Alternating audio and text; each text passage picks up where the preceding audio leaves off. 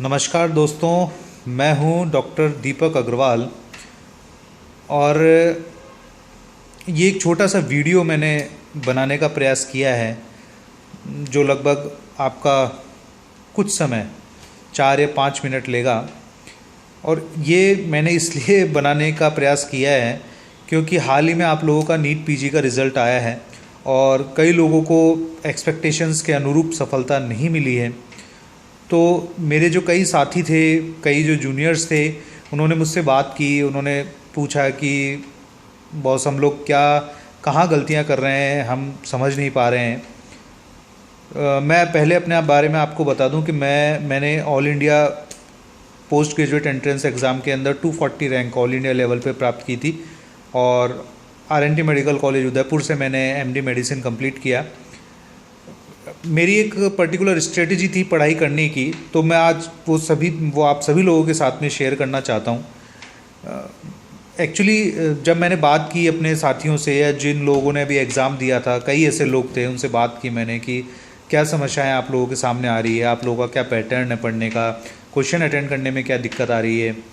तो एक जो कॉमन पैटर्न, कॉमन जो तरीका मैंने उन लोगों के बीच में पाया, तो मुझे ये एहसास हुआ कि वो सभी लोग जो आजकल मार्केट के अंदर 20-22 एक्सप्लेनेटरी बुक्स चल रही हैं, तो सभी लोग उन बुक्स को पूरी तरह से घोटने में लगे हुए हैं, रटने में लगे हुए हैं कि ठीक है हमने 20-22 बुक्स कर ली हैं, ऑलमोस्ट हर सब्जेक्ट का हमने पढ़ लिया है, तो अब हमारा सिलेक्शन पक्का है और हम लोग हर तरह के एमसीक्यू सॉल्व कर पाएंगे। बट एक्चुअली जब एग्ज़ाम के अंदर जाके बैठते हैं, वो जो 3-3.5 घंटे का एग्ज़ाम लिखते हैं, तो उन्हें एहसास होता है कि वो जो 20-22 क्वेश्चन बुक्स को पढ़ने में हमने जो इतना टाइम वेस्ट किया था, वहाँ से हमें मुश्किल से 10-15-20 क्वेश्चन निकल के आ रहे हैं हमारे पेपर्स के अंदर। बाकी जितने भी लगभग 80% क्वेश्चंस जो हैं वो उन बुकलेट में से डायरेक्टली कहीं से भी नहीं आ रहे हैं। तो ये प्रॉब्लम आप सभी लोग क्यों फेस कर रहे हैं, इसका मुझे जो लगता है एक सबसे कॉमन रीज़न ये है कि हम लोग एमबीबीएस में हमने जो भी पढ़ाई की है, कहीं ना कहीं वहाँ कमी रह गई, लेकिन अभी भी हमारे पास में समय है कि हम लोग उस कमी को किस तरह से दूर कर सकते हैं। देखिए, सफलता का कोई सेट फॉर्मूला नहीं है।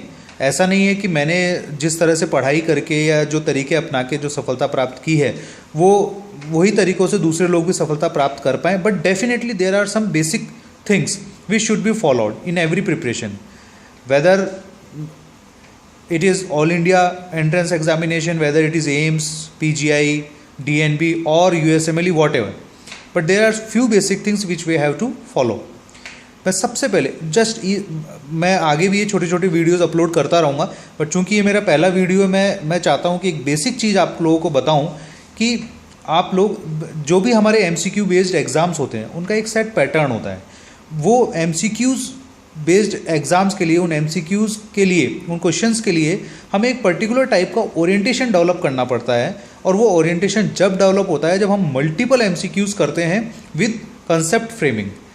ये ऐसे होता है कि जैसे आपने ऑल इंडिया और एम्स के जो बुकलेट्स आती हैं, प्रीवियस ईयर के क्वेश्चन पेपर्स आते हैं, आप जस्ट एक पेपर लेके बैठें, उस पेपर को स्टिपुलेटेड टाइम के अंदर, जैसे वहाँ 3.5 घंटे मिलते तो आप अपने लिए 3 घंटे का टारगेट सेट करें या 2.5 घंटे का टारगेट सेट करें, वो उस तरह से आप टाइम सेट करके उस पेपर को सॉल्व करें।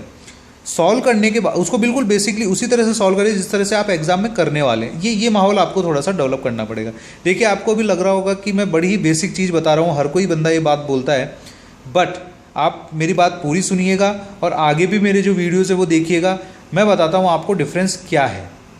जब आप वो क्वेश्चन करेंगे, वो एक पेपर करेंगे, पेपर को करने के बाद में जब आपने 2.5 घंटे के अंदर वो पूरा पेपर सॉल्व किया, पेपर को करने के बाद में आप अपनी मिस्टेक्स की तरफ ध्यान देंगे।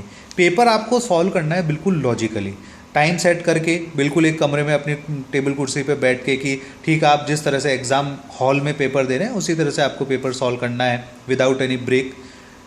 पेपर सॉल्व करने के बाद में आपको एहसास होगा अपनी शुरू में जब 1-2 पेपर्स करेंगे, जब आपको ये चीज़ इंपॉर्टेंट नहीं लगेगी, बट जैसे जैसे आप मल्टीपल पेपर्स करते जाएंगे, जैसे जैसे आप 10-15-12 पेपर कर चुके होंगे, तब आपको एहसास होगा कि आपकी नॉलेज इतनी ज़्यादा एनरिच हो गई है। बट करना कैसे है? पेपर सॉल्व करेंगे, पेपर सॉल्व करने के बाद में आप देखेंगे कि आपके इतने पॉजिटिव हुए, इतने नेगेटिव हैं। अब आप ये देखेंगे कि आपके नेगेटिव क्यों हुए हैं। और ये भी देखेंगे कि आपके पॉजिटिव क्यों हुए, क्योंकि कई बार एग्ज़ाम में ऐसा होता है कि हम लोग खुद अपने आप को ही धोखा दे रहे होते हैं। हम लोग जब घर पे पेपर क्वेश्चन सॉल्व कर रहे होते हैं तो बहुत सारे क्वेश्चंस हमारे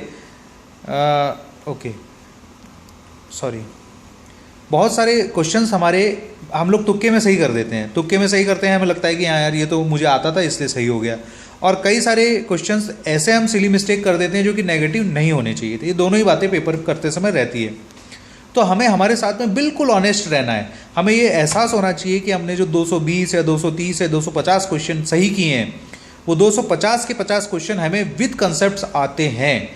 अदरवाइज यदि आप ऑनेस्टली देखेंगे तो आप पाएंगे कि उन 250 में से actually you just know 100 questions.